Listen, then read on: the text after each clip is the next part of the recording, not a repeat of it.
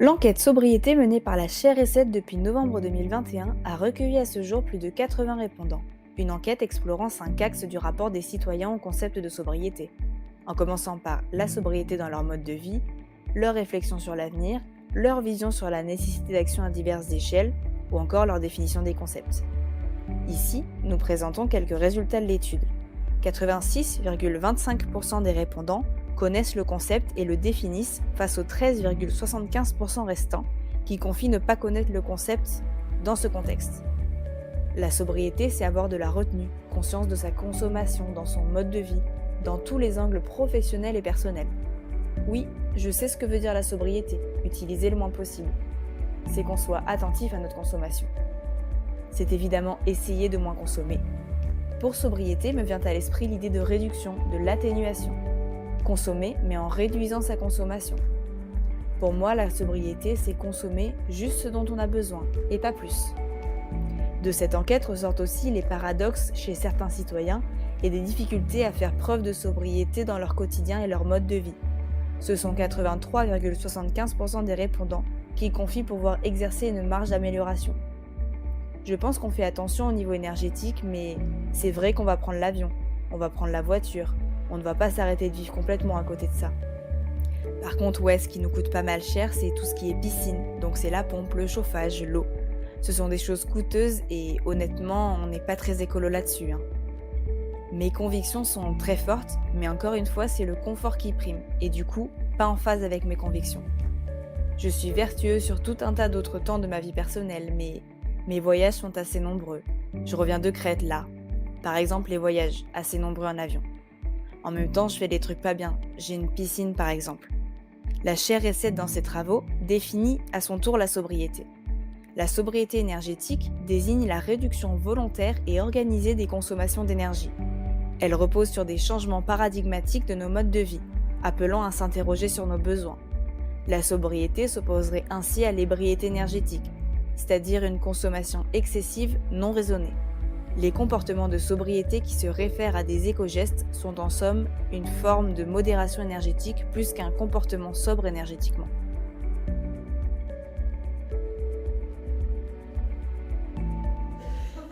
Donc bienvenue à la table ronde numéro 2 qui a un titre un peu long que je vais vous le lire. La place, alors ça a changé, mais alors celui que vous m'avez donné initialement, c'était la place de la recherche-action en histoire dans l'appréhension des différentes temporalités et les urgences de l'histoire globale de l'énergie, le rôle d'une chaire de recherche dans les différents écosystèmes d'acteurs à l'intersection des problématiques entrepreneuriales, sociétales et scientifiques. Répétez, vous avez une heure. Pour ça, des heures. En fait, il y a deux expressions de ce nom qui m'avait, enfin, ce long titre qui m'avait été donné, qui me semblait important. La première chose, c'est un terme, une expression qui a été employée ce matin à de très diverses reprises, qui est le terme de recherche-action. Parce que, alors, cette assemblée n'est pas constituée que d'historiens, et donc c'est un peu important pour moi d'expliquer pourquoi cette expression m'interpelle autant. En fait, oui, on l'emploie beaucoup au sein de la chaire, mais c'est une expression qui est assez exotique pour les historiens traditionnels, puisque peut-être à part en archéologie, l'historien est plutôt un homme ou une femme d'archives et de bibliothèque. Certains, de la mauvaise langue, diraient peut-être un rat de bibliothèque. Donc, ce que je veux dire ici, c'est que la spécificité de la chaire recette, c'est justement ce lien avec la société au sens large. Et quand je dis société, c'est collectivité, entreprise, association, individu, etc. De manière intergénérationnelle, on en a parlé. Bref, vraiment la société au sens large. Et ça, c'est vraiment sa spécificité qu'elle doit sans doute à son approche pluri-inter ou adisciplinaire, j'en sais rien, je vous laisse décider. Mais quoi qu'il en soit, c'est justement là sa spécificité. L'autre expression qui m'a interpellée, qui n'apparaît du coup pas là, mais que je vous ai quand même lu, c'était les urgences de l'histoire globale de l'énergie. Et je trouvais que cette expression était un petit peu mystérieuse parce que paradoxale, là encore, pour l'historienne que je suis. Pourquoi ? Parce que l'historienne, ou l'historien, qu'importe, en tout cas l'histoire, c'est plutôt la discipline du temps passé, d'une manière générale, plutôt que du temps présent, même si, encore une fois, aujourd'hui, on nous a parlé d'historiser le temps présent. En gros, c'est plutôt la discipline qui va étudier le passé pour éclairer le présent, c'est la discipline du temps long, c'est aussi la discipline du temps froid, pourrait-on dire. C'est-à-dire qu'elle analyse après coup les événements, qu'elle les contextualise, qu'elle les éclaire. Et là encore, la chère recette me paraît intéressante, parce que si elle n'invente pas l'histoire du temps présent, hein, ça a déjà été fait auparavant, en revanche, elle historise le temps présent, ses modalités, et peut même servir parfois, pourquoi pas, d'aide à la planification. Tout à l'heure, on parlait de prospective, et ça aussi, ça me semble un peu une particularité de cette chaire. Bref, en résumé, je vous dirais que Recette, par ses approches, dépasse ces deux paradoxes, la recherche-action et l'urgence de l'histoire globale de l'énergie. Et pour vous en convaincre, cette table ronde de fin de matinée accueille 4 acteurs au profil assez différents, mais qui tous, d'une manière ou d'une autre, interagissent avec notre chaire. Alors, ils vont se présenter un peu plus précisément par la suite, mais pour vous les présenter rapidement, on a tout à gauche Madeleine Laborde, qui est chargée d'études chez RTE. Ensuite, on a Laurent Thierry, directeur business, développement, marketing et communication chez Bordeaux Métropole Énergie. Nous avons ensuite Raphaël Bunales, directeur adjoint de l'AREC Nouvelle-Aquitaine. Peut-être que je précise ce qu'est l'AREC. C'est l'Agence régionale d'évaluation environnement et climat, donc un statut plutôt associatif. Et pour finir tout à droite, Estelle Lachaud, directrice de l'innovation et la transition énergétique du syndicat départemental d'énergie, donc du côté des territoires et des collectivités. Donc vous voyez qu'on a ici 4 profils très différents qui mêlent du public et du privé, et les liens que chacun d'entre eux et des entités qu'ils représentent sont aussi assez variés dans les liens qu'ils ont avec la chaire. Peut-être qu'historiquement, c'est avec Madeleine qu'on a des liens les plus anciens. D'ailleurs, elle participe au comité de pilotage de la chaire, donc on se voit régulièrement. Et à côté de ça, on a 3 autres partenaires de projets en cours de réalisation ou qui, on espère, vont se réaliser. Donc, la première table ronde, c'était sur les partenaires historiques, pourrait-on dire. Là, on est sur la nouvelle génération et les nouveaux projets qui sont en train de se lancer. On a bien compris qu'il y avait d'autres commandes qui nous avaient été lancées, mais voilà. Il y a aussi des choses là qui sont en cours de mise en place. Et donc, l'idée, c'est de voir comment ces différentes personnes, entités, réagissent ou interagissent à l'intersection de problématiques entrepreneuriales, sociétales et scientifiques. Je vous propose donc dans un premier temps à la fois donc, de vous présenter, pour gagner du temps, on a bien compris c'était un peu la partie compliquée de la journée, d'essayer de voir, de nous présenter quel est l'intérêt pour vous et les entités. Je dis ça entités parce que vous êtes tellement variés dans vos représentations que c'est compliqué de donner un seul nom. Quel intérêt il y a avec une chaire, de manière peut-être plus théorique, puis on passera à la partie pratique et sobriété dans une seconde partie. Je ne sais pas s'il y a un ordre particulier à vous proposer. Non, c'est vous qui définissez. Ouais, ben on va voir de gauche à droite et après on ira de droite à gauche, comme ça il y aura de la variété. Donc Madeleine, peut-être tu commences et puis on suivra ensuite. Merci. Oui. Donc moi je suis Madeleine Laborde, je suis chargée d'études donc chez RTE, le réseau de transport d'électricité. Donc RTE, au-delà de simplement la maintenance, l'exploitation des infrastructures de transport d'électricité qui sont représentées par des pylônes, a un certain nombre de missions de service public, parmi lesquelles il y a l'équilibre entre l'offre et la demande à chaque instant, et un rôle aussi d'éclaireur des débats publics. Et c'est dans ces 2 missions qu'on se situe, nous, donc à la R&D de RTE, et particulièrement sur la feuille de route énergie, réseau et société, à laquelle j'appartiens. On peut donner par exemple l'exemple de Futur énergétique 2050 sur le rôle d'éclaireur du débat public, et la feuille de route énergie, réseau et société a contribué au chapitre 13 de l'étude. Je vais répondre maintenant à la question.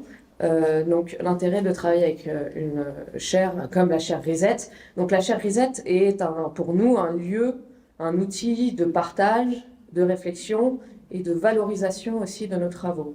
Donc, partage et réflexion lors des COPIL, des comités de pilotage, et valorisation, par exemple, lors des matinées de la recherche de la chaire RISET, à laquelle j'ai pu participer pour présenter les travaux qui ont été faits sur Futur énergétique 2050 sur la sobriété énergétique, d'un point de vue méthodologie et résultats quantitatifs. Ça nous permet aussi de connaître, de partager avec des chercheurs, avec les chercheurs de la chaire, avec Christophe Bounot, d'imaginer des projets, des nouveaux projets. Je dois dire que sur nos partenariats, on ne réfléchit pas en silo, mais on réfléchit en écosystème partenarial pluridisciplinaire. On a aussi des partenariats avec Sciences Po, avec Mathias Guérino et Julie Meyer, qui sont des chercheurs en sciences de gestion sur la sobriété énergétique. Ces partenariats, on essaye de les mettre en contact pour faire fructifier les réflexions. L'inverse est aussi vrai. RTE est un lieu de valorisation de travaux pour la chaire Reset. Et je vais donner l'exemple, en septembre, on organise un séminaire interne à RTE sur la sobriété, parce qu'on a fait pas mal de travaux sur la sobriété, donc c'est une manière de boucler la boucle. Pauline Romary va pouvoir intervenir lors de ce séminaire et faire peut-être sa plus grande salle jusqu'à présent, puisqu'on attend entre 150 et 200 personnes en présentiel, plus quelques personnes en distanciel très certainement. Voilà, je vais passer la parole, j'espère que j'ai été concise. Merci, bonjour à toutes et à tous. Donc, moi, je suis Laurent Thierry et je travaille dans une structure qui s'appelle Bordeaux Métropole Énergie. Bordeaux Métropole Énergie, c'est une société d'économie mixte et qui est un acteur de l'énergie sur le territoire métropolitain et par extension girondin. Nous sommes un groupe multi-énergie qui a bâti son historique autour du gaz, puisque nous sommes historiquement donc très présents sur le gaz via des structures dont vous avez parlé, notamment Régaz, puisque nous sommes donc la maison mère de Régaz, mais depuis quelques années, un acteur multi-énergie, puisque nous sommes impliqués sur tout ce qui est réseau de chaleur, tout ce qui est production d'électricité et de biométhane, mais aussi sur tout ce qui est rénovation énergétique du bâti et mobilité alternative. Donc l'ensemble des sujets que vous avez présentés ce matin sont finalement de près ou de loin des sujets de préoccupation d'un acteur multi-énergie local qui est Bordeaux Métropole Énergie.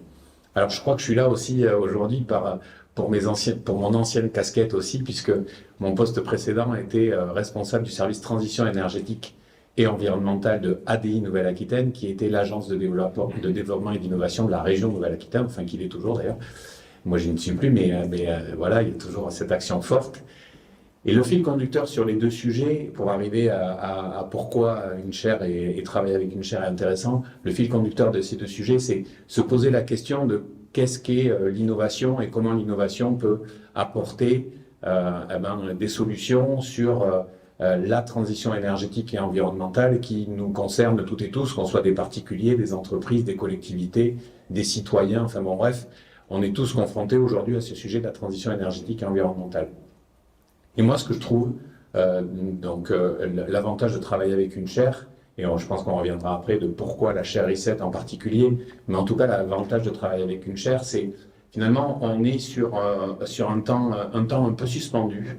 On crée une capsule où des structures qui n'ont pas l'habitude, d'avoir le même langage, 2, d'avoir la même temporalité, et 3, d'avoir les mêmes sujets, peuvent à un moment donné se retrouver et s'alimenter, partager des points de vue un peu différents, et construire un avenir qui est un avenir un peu commun et qui s'illustre de solutions technologiques, de solutions non technologiques, de sciences dures, de sciences molles. Et je trouve que c'est extrêmement riche et le croisement générationnel est aussi extrêmement, je trouve, important et intéressant dans les outils que sont les chaires. Donc voilà le témoignage que je peux apporter sur mon parcours et comment les chaires sont intéressantes. Attends, je vais essayer, c'est bon? On va voir, oui, ça fonctionne. Alors bonjour à tous, donc moi je suis Raphaël Bunalès, je suis directeur adjoint de l'AREC Nouvelle-Aquitaine, donc l'Agence régionale d'évaluation environnement et climat. C'est une association donc qui a vocation régionale, qui est financée à hauteur de 80% par la région Nouvelle-Aquitaine et l'ADEME.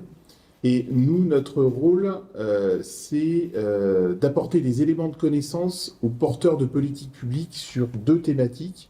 La transition énergétique, donc c'est le sujet dont je vais parler aujourd'hui, Et un autre thème que j'évoque, mais sans rentrer plus dans le détail, c'est tout ce qui est déchets économie circulaire. En matière de transition énergétique, nous, notre rôle, ça va être d'abord d'apporter de la donnée. Donc, à l'échelle de la région, des départements, des intercommunalités, c'est d'avoir une approche presque comptable de combien d'énergie est consommée sur le territoire, comment, par qui, quelle quantité d'énergie est produite sur le territoire aussi, par quelle filière. Donc il y a vraiment un côté producteur de données au départ. On a plus d'une cinquantaine de sources de données, on va dire, qu'on croise. Je précise d'ailleurs, parce que c'était un point qui a été évoqué lors de la table ronde précédente, qu'on travaille sur toutes les énergies. Donc on peut tout à fait apporter des éléments de connaissance sur l'ensemble des énergies. On va produire nos propres données aussi quand elles sont manquantes. Et au-delà de ça, l'idée de produire de la donnée, c'est aussi de produire des éléments de connaissance, d'aider les territoires. Finalement, je vais peut-être reprendre. Merci. Au-delà de la donnée, c'est aussi de produire des éléments de connaissance et d'aider les territoires à avoir une pleine conscience de la situation énergétique qui les concerne, pour qu'ils puissent orienter leur politique publique en connaissance de cause. Dans ce cadre-là, l'intérêt de travailler avec une chaire, c'est au-delà de la donnée et de l'évolution qu'on peut constater, c'est de travailler, ça c'est un point aussi qui a été évoqué plusieurs fois précédemment, c'est l'interdisciplinarité. C'est très important. Nous, on va produire de la donnée, on va regarder, on va constater l'évolution. On peut avoir des éléments d'explication, mais c'est très important de croiser ça aussi avec d'autres domaines de compétences ou d'autres connaissances pour apporter un éclairage un petit peu nouveau justement sur ces évolutions, essayer d'évaluer tous les phénomènes sous-jacents qu'on ne voit pas forcément à première vue dans l'évolution des consommations ou du mix énergétique, par exemple. Ça, c'est le premier point. L'autre point qui est très important, c'est que de plus en plus, en matière d'énergie, on parle d'énergie, mais pas que. On aborde maintenant tout un tas d'autres thèmes. L'économie, ça c'était déjà le cas depuis un petit moment, mais on parle maintenant aussi d'empreinte carbone, on parle de consommation de matière, on parle de la ressource en eau quand on produit de l'énergie, on parle de consommation d'espace aussi, et on voit bien qu'on est à la croisée de vraiment tout un tas de connaissances. Et je ne pense pas qu'une structure ou qu'un corps de métier, on va dire, puisse aborder l'ensemble de la problématique dans son intégralité.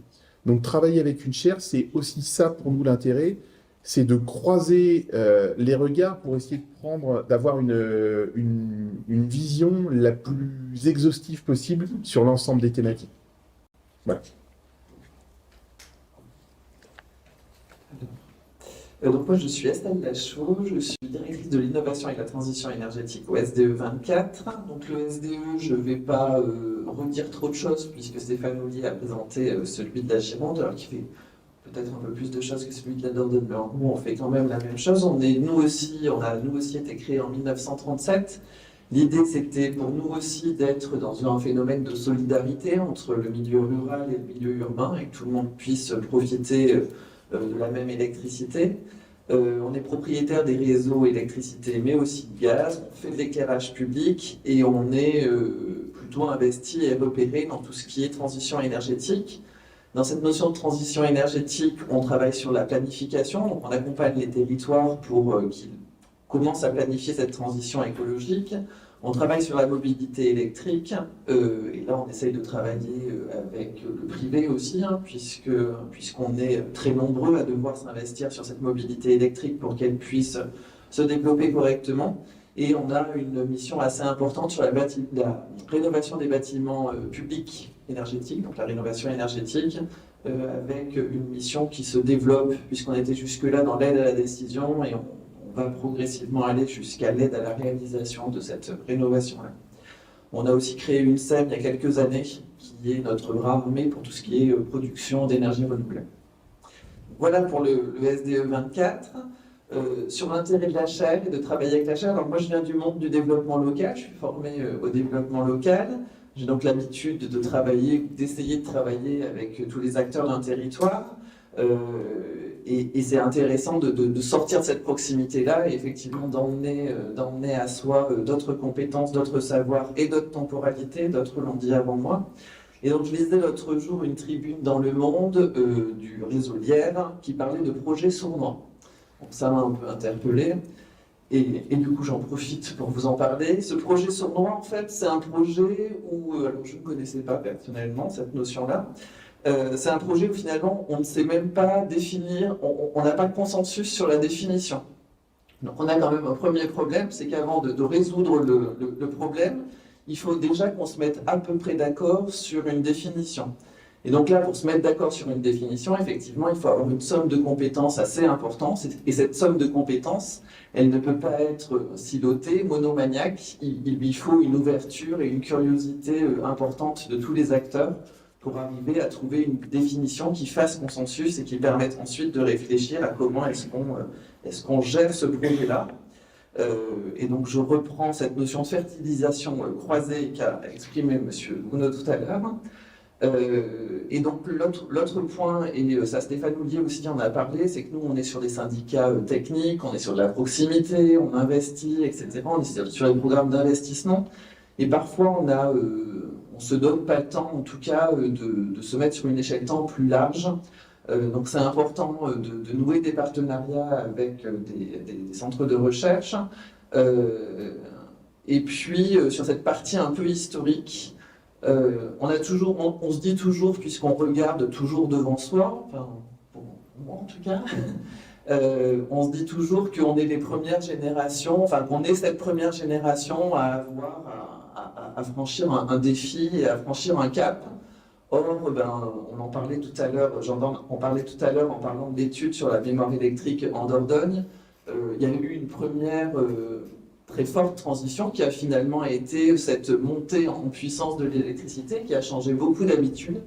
Voilà, donc nous on va peut-être faire un petit peu le chemin inverse, mais en tout cas on peut se baser sur l'histoire là-dessus pour travailler sur cette thématique et se dire que les générations se succèdent et subissent chacune des besoins d'adaptation.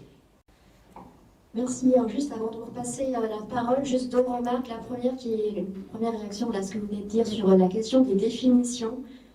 C'est justement ce qu'a essayé de faire Pauline dans ce qu'elle a fait sur la sobriété, qui a essayé de montrer qu'il y avait différentes définitions et qui a essayé de dresser celle qui nous allait nous servir de fil conducteur de nos études. Et l'un des points communs de vos quatre approches, c'est la transition énergétique. Et c'est assez intéressant parce que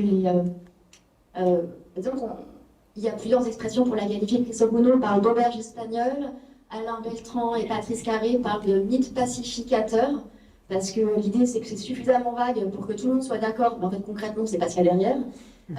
Et donc peut-être que aussi un des enjeux de la chaire, c'est de proposer une définition sur laquelle on peut s'accorder, sachant que bien sûr c'est extrêmement compliqué.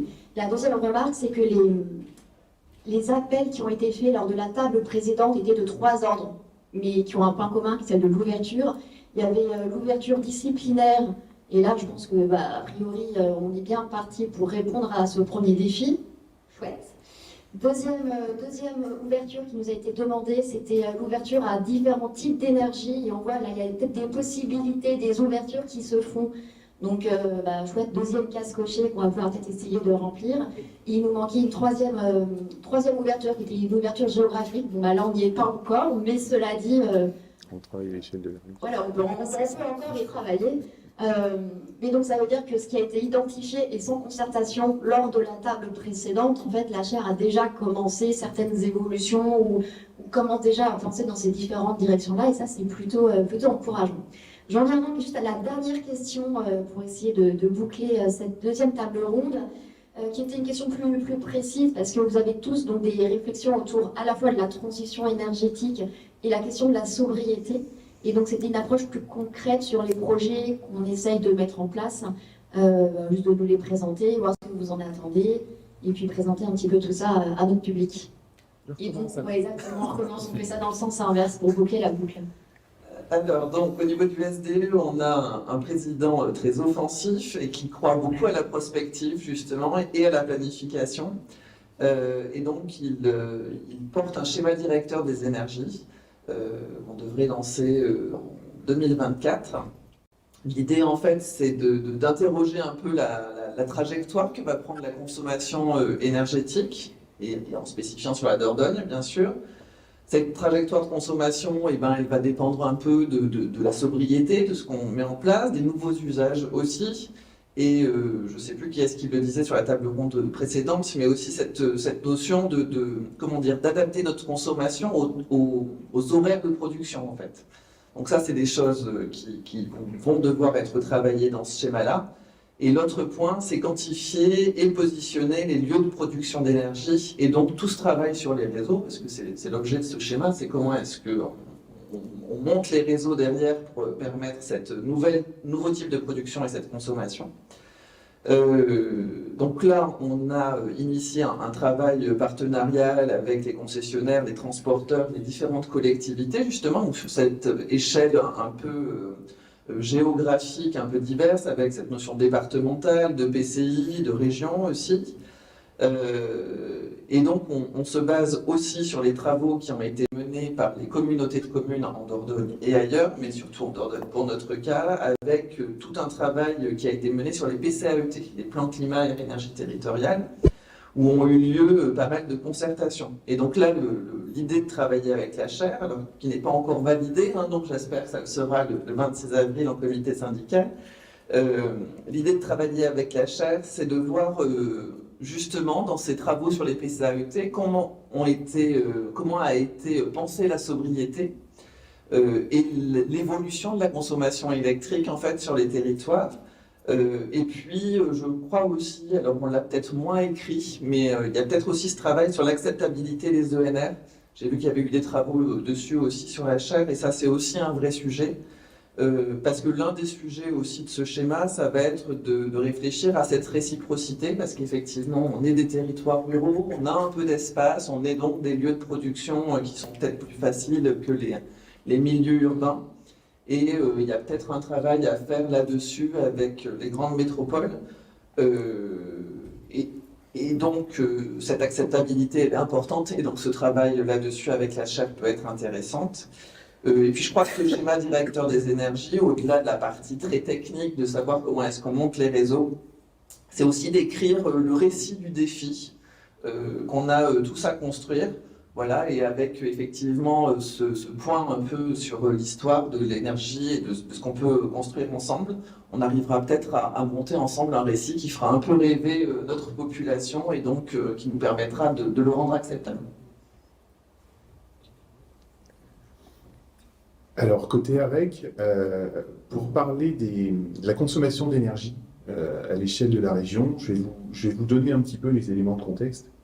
Nous, de notre côté, on n'a pas d'éléments historiques qui remontent très très loin. Comme je vous disais, on a une approche assez comptable, donc il nous faut avoir des méthodologies qui permettent de remonter dans le temps. On arrive à remonter jusqu'à une trentaine d'années, à peu près.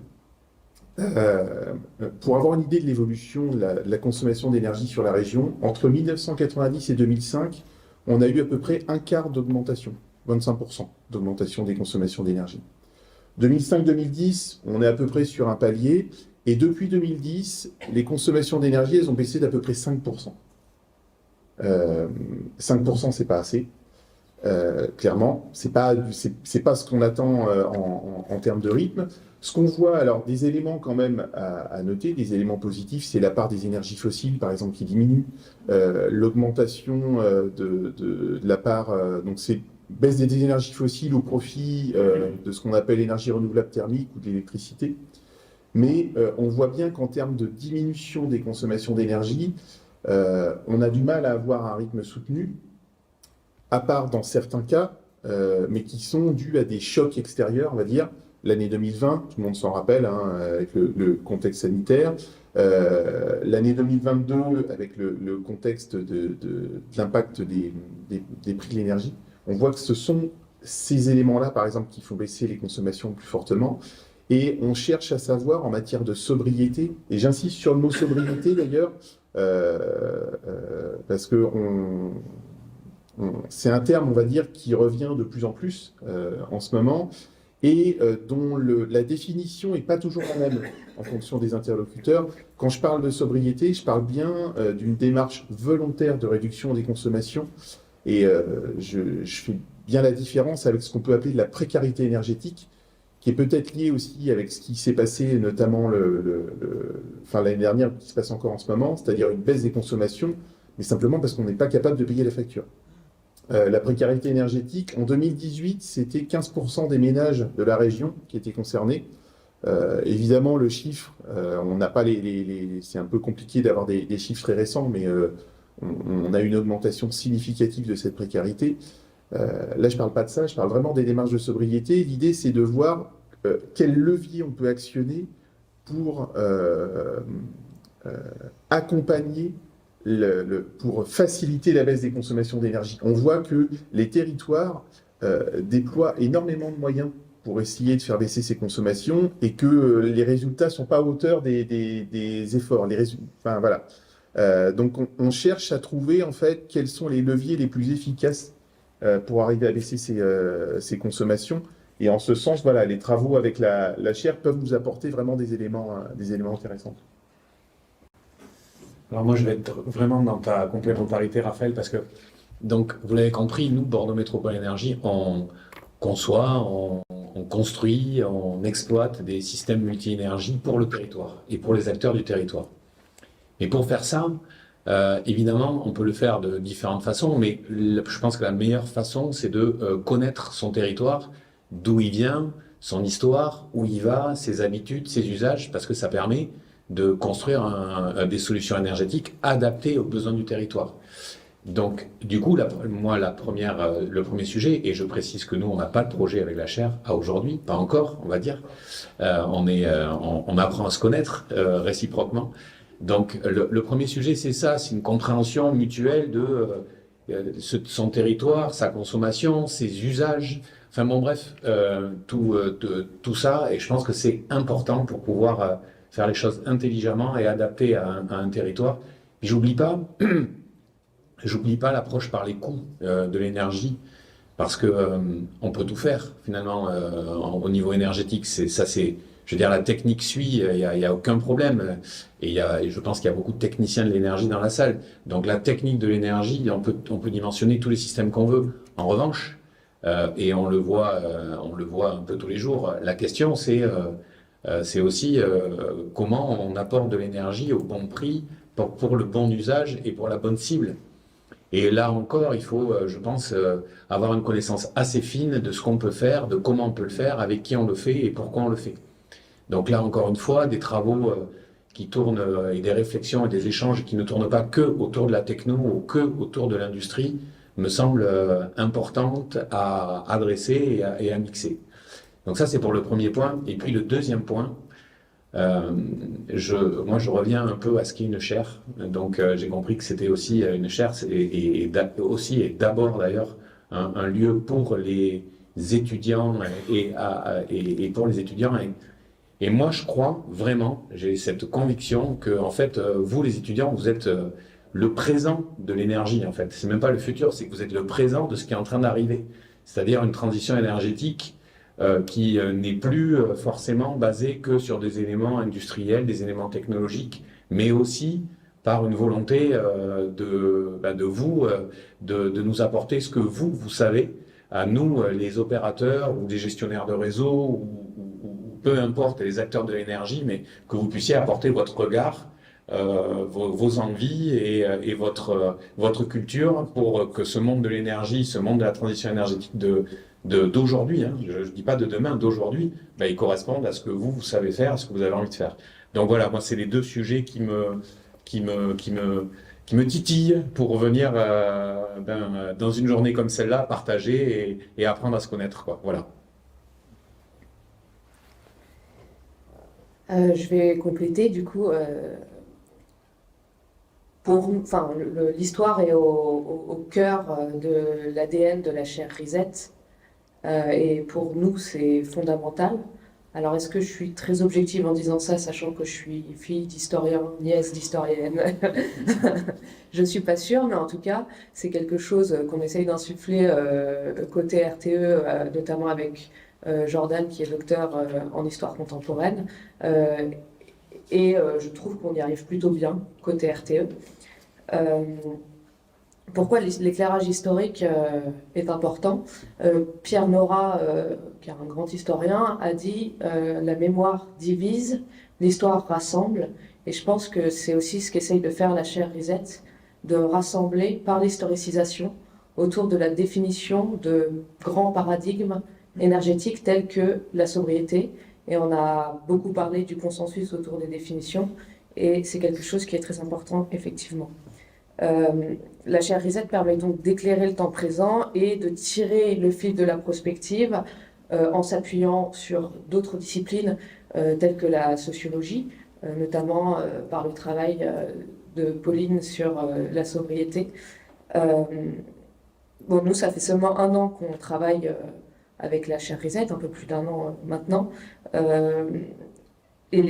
Déjà, les travaux menés sur la sobriété l'année dernière vont permettre, nous, d'appuyer des résultats quantitatifs. On a des résultats quantitatifs sur la sobriété, et les entretiens qualitatifs menés par Pauline vont permettre d'appuyer et de faire une mise en récit de la sobriété. C'est donc une chaire de mécénat, mais qui est assez proactive et assez proche en fait, de nos sujets, assez à l'écoute aussi de nos besoins, et qui permet notamment d'avoir un éclairage régional et local sur les problématiques, ce qui est fondamental dans un contexte de décentralisation, notamment sur les questions de transition énergétique, avec une montée en compétences rapide des collectivités territoriales. J'ai bien aimé tout à l'heure l'exercice de quels sont les défis, donc je vais en donner un sur la partie sobriété. Pauline. Bon, on en a déjà parlé, mais l'un des plus grands défis, c'est évidemment de construire un échantillon représentatif des personnes qui sont interrogées sur leur rapport à la sobriété énergétique. Je vous remercie. On a le temps pour quelques questions, mais juste avant, j'ai juste une petite remarque par rapport à vos 4 interventions qui nous montrent que finalement vous connaissez assez bien tout ce qui est donné en amont, le côté production, et ce qui vous manque, c'est l'autre côté, le côté du citoyen. Et vous appelez donc à un choix volontaire vers davantage de sobriété, et ça m'interpelle parce qu'on sait bien qu'il y a une force d'inertie assez importante de la part des sociétés. Et en fait, ce que vous voulez, vous, c'est aller contre cette force d'inertie. Il se trouve qu'il y a un certain nombre de chercheurs, je pense à Alain Rivera par exemple, et c'est vraiment pas le seul, qui pensent qu'il faut une catastrophe en fait, pour que les gens changent. Et du coup, ce matin, Thierry Gilbert disait « Ah super, on n'a pas eu de coupure d'électricité ». Je me demande si finalement, une bonne coupure d'électricité cet hiver, ça nous permettrait pas de changer un peu plus les choses, en tout cas d'avoir la volonté d'agir un peu plus, parce qu'on nous parle d'urgence climatique et en même temps, 1 ou 2 degrés de plus en ce moment, c'est pas mal. Donc voilà, donc je me demande si finalement la catastrophe pour faire bouger les gens que vous voulez toucher, c'est peut-être pas ça qu'il nous faudrait. J'en sais rien, mais voilà, c'est vos 4 interventions qui me faisaient penser à ça. À moins qu'il y ait une réaction de votre part, je vous propose peut-être de passer à la salle. On a un quart d'heure.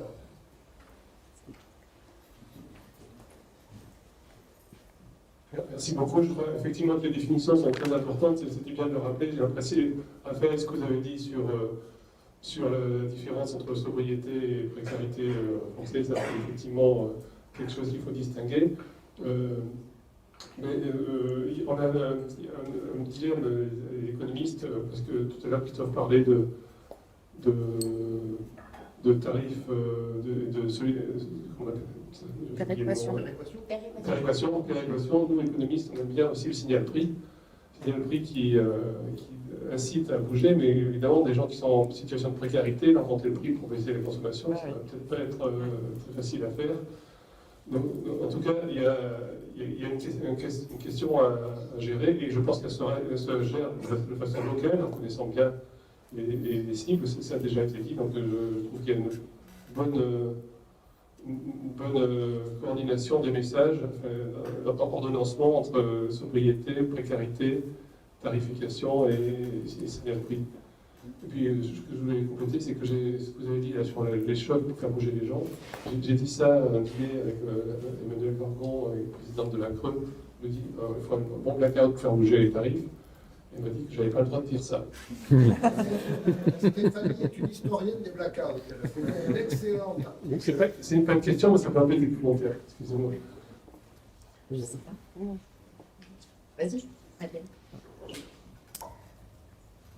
Je vais déjà rebondir sur la partie signal prix. La limite du signal prix étant le fait que l'électricité est un bien qui a une élasticité limitée.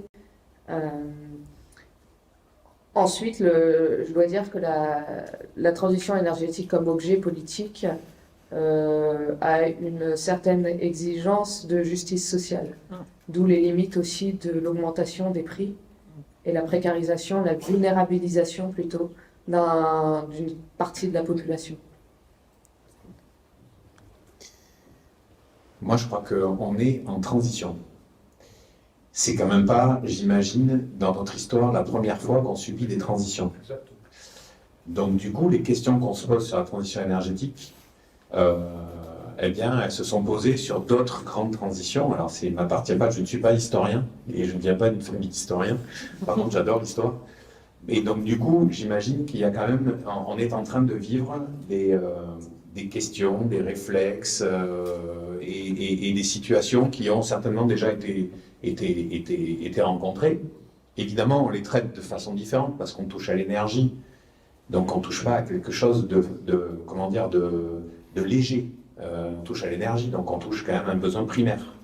Donc, il faut le traiter de façon sérieuse et de façon et avec des impacts qui sont multiples dès qu'on touche à un signal prix, dès qu'on touche à l'aménagement du territoire, dès qu'on touche à des limitations par diverses et variées. Quand on parle de sobriété, souvent on parle de limitations. Moi, ça me sidère. Hein. On n'est pas obligé de vivre de la sobriété négative. Hein. On peut vivre de la sobriété très positive. Hein. Il n'y a pas de problème. Et donc, du coup, par rapport à toutes ces questions, moi, je me dis que l'histoire peut apporter non pas des réponses, mais des éclairages et faire gagner du temps. Et que la co-construction peut apporter beaucoup de choses. Donc, par rapport à votre intervention, moi, je ne suis pas sûr qu'un blackout soit nécessaire pour accélérer. Évidemment, ça peut être un des sujets, mais je ne suis pas sûr que ce soit si nécessaire que ça en réalité. Je suis pas le seul à le dire. Alors, je ne rebondirai pas forcément sur le blackout. Nous, notre rôle, c'est d'éviter qu'il arrive et qu'il y ait des démarches plus volontaires. Mais voilà, je vous laisse à vos paroles. Juste pour rebondir aussi sur les termes de précarité et le besoin en fait de pouvoir disposer d'une analyse fine de la précarité, c'est aussi des choses justement qu'on essaye de produire. C'est-à-dire que quand on parle de précarité énergétique, il y en a plein de formes. Ça peut être, on peut avoir du mal à se chauffer, on peut avoir du mal à se déplacer. Et ça ne va pas forcément toucher les mêmes publics partout. On peut avoir de la précarité pour se chauffer chez des personnes plutôt retraitées qui sont dans des grandes maisons plus ou moins bien isolées. Ça peut être de la précarité aussi plutôt pour des étudiants qui sont dans des passoires thermiques. Enfin voilà, on a vraiment des publics assez différents. Nous, notre rôle, c'est justement aussi d'essayer d'apporter cette analyse. Encore une fois, là, je retombe sur les chiffres, mais d'apporter l'analyse chiffrée au territoire, mais derrière, on voit bien la dimension sociologique aussi. C'est de dire comment ces personnes-là, qui clairement ne vont pas pouvoir s'en sortir toutes seules, elles auront besoin d'être aidées. Voilà. Il y a vraiment une dimension sociologique derrière, de se dire comment on peut apporter un soutien aux personnes les plus en difficulté, justement pour les aider à franchir ce cap. Et moi, je peux aussi. Oui, sur la catastrophe, alors moi je ne suis pas non plus une fervente de la catastrophe. Je pense que déjà le signal prix, c'est un début de catastrophe quand même, notamment pour des populations un peu paupérisées, ou en tout cas qui n'ont pas toujours les moyens de voir leur facture augmentait trop importante. Et je pense que justement, le défi de cette transition énergétique-là, ou cette transition tout court d'ailleurs, c'est d'arriver à être solidaire, à recréer de la solidarité, et puis à recréer peut-être, alors le mot est un peu grand, mais en tout cas cette notion d'humanité, et sortir un peu de l'individualisme. Voilà, ça sort un peu du sujet, mais je crois que c'est aussi ensemble qu'on y arrivera, et justement en se mettant ensemble autour d'une table pour définir des solutions, des trajectoires, etc., on commence à travailler demain, quoi. Juste quelques minutes d'historien. Donc la transition, c'est bien l'auberge espagnole, vous avez bien une raison d'insister. Donc je rappelle qu'il y a eu un mémoire de master qui s'est fait aussi dans le cadre de la chaire recette un peu Bastien Garcia, j'avais donné donc l'archéologie de la transition énergétique. On voit bien qu'en France, le terme n'est même prononcé qu'à partir de 2012. Et justement, donc la question, c'est de savoir la transition, c'est une illusion philosophique absolue, donc une aporie, puisqu'on sait d'où on vient, on ne sait pas où on va. Et la transition est censée durer une période, on ne connaît pas la durée. Donc c'est l'instabilité des systèmes. C'est presque un problème de physique, de l'instabilité de courant sinusoïdal. Et ça va même au-delà des théories schumpeteriennes des cycles, dont le concept de transition est insuffisant. Bon, voilà, on est dans des grandes bifurcations, des grands changements, etc. Mais la question, elle est beaucoup plus complexe, et vous l'avez montré avec Christophe Bonnery, les objets, justement, sobriété, précarité, signal-prix, les aspects sociaux, les aspects territoriaux, le multi-énergie. Bien comprendre que de toute façon, l'électricité n'est que la forme polyvalente. La transition énergétique, il faut consommer moins d'énergie, mais beaucoup plus électrifiée. On a effectivement suffisamment de champs. Je me tais.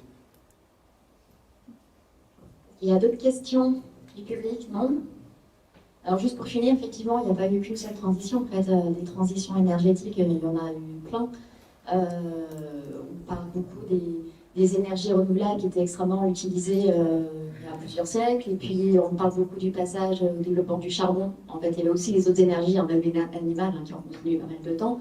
Donc, il y a eu des additions qui sont faites avec des proportions plus ou moins importantes, le passage au pétrole, au nucléaire ensuite. Peut-être que là, la différence, c'est que la transition, elle était plus choisie, orientée, alors que je ne suis pas sûre que ce soit forcément le cas auparavant. Alors, dans le cas des transitions, oui, on a eu, sans doute que celle-ci est particulière et particulièrement consciente. Donc voilà. C'est ça. Disons que peut-être, moi, ce qui me semble intéressant aussi à apporter en échange, c'est que je crois qu'il y a quand même un objectif commun qui est, dans tout ça, qui dépasse la transition énergétique. Tu en as parlé, Raphaël. C'est quand même tout ce qu'on vit en termes de réchauffement climatique, d'émissions CO2, etc. Donc, votre rapport à RTE, il est quand même assez explicite. Et c'est la stratégie nationale bas carbone, hein, c'est sobriété et décarbonation. Donc, la transition énergétique est un des vecteurs pour atteindre ces sujets-là. C'est pas le seul vecteur. Mais en tout cas, c'est ce qui nous guide. Donc, du coup, il y a quand même un objectif à la fin. Alors, de temps, je ne sais pas. En tout cas, un objectif commun de quelque part où on soit. Je ne fais pas de politique, je n'en ai jamais fait. Mais en tout cas, voilà, ça nous guide quand même assez dans toutes les actions qu'on a, tout à mettre en place pour cet objectif-là. C'est qui semble quand même s'imposer à nous. De quelques endroits que nous soyons, quoi. Vous vouliez... Non, j'allais conclure. Ah, bon, alors avant la conclusion, je vais juste rebondir une dernière fois sur le signal prix, et notamment sur la rationalité limitée de l'individu. Et je vais vous raconter une petite histoire pour ça. Je pense qu'en tant qu'économiste, ça va vous plaire. Le jour que nous reçûmes la visite de l'économiste, nous faisions justement nos confitures de mûres, de groseilles et de framboises. L'économiste commença de nous expliquer avec toutes sortes de chiffres et de formules que nous avions le plus grand tort de faire nos confitures nous-mêmes, que c'était toute une coutume du Moyen-Âge, que vu le prix des pots, du sucre, du feu et surtout de notre temps, nous avions tout intérêt à acheter les conserves qui nous viennent tout droit des usines, que la question semblait tranchée, que bientôt personne au monde ne commettrait plus jamais pareille faute économique. « Attendez, m'écriai-je, le marchand me vendra-t-il ce que je tiens pour le meilleur et le principal ?»« Quoi donc ?» fit l'économiste. « Mais l'odeur, monsieur, l'odeur. Sentez, la maison est embaumée, comme le monde serait triste sans l'odeur des confitures. » À ces mots, l'économiste ouvrit des yeux d'herbivore. Je commençais de m'enflammer. Ici, monsieur, nous faisons nos confitures uniquement pour leur parfum. Quand elles sont faites, eh bien, monsieur, nous les jetons. J'ai dit cela dans un grand mouvement lyrique et pour éblouir le savant. Ce n'est pas tout à fait vrai. Nous mangeons nos confitures en souvenir de leur parfum. Et c'est une petite fable qui a été écrite par Georges Duhamel dans l'entre-deux-guerres. Georges Duhamel qui était poète et médecin. Voilà.